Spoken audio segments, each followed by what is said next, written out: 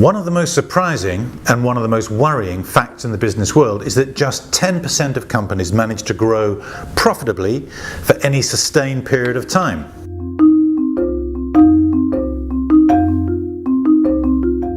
I call this strange phenomenon the growth paradox, and it's the subject of my recently published book, The Growth Director's Secret.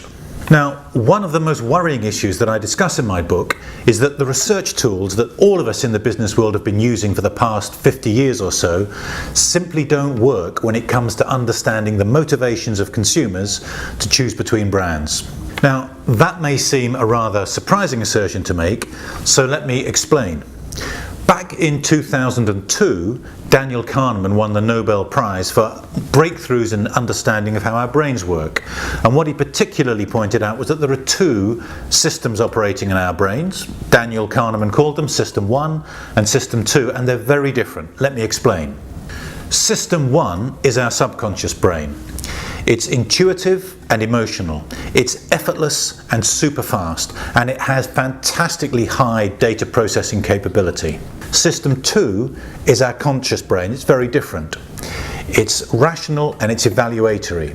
It's slow and it's effortful, and it has only a fraction of the data processing capacity of our subconscious System 1.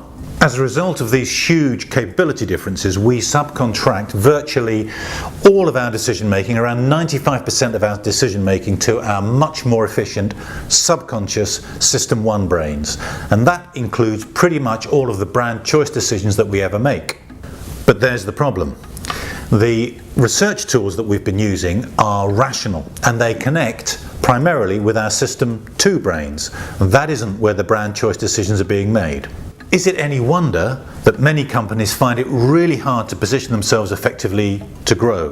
When it comes to understanding consumer motivations, they're effectively firing blind.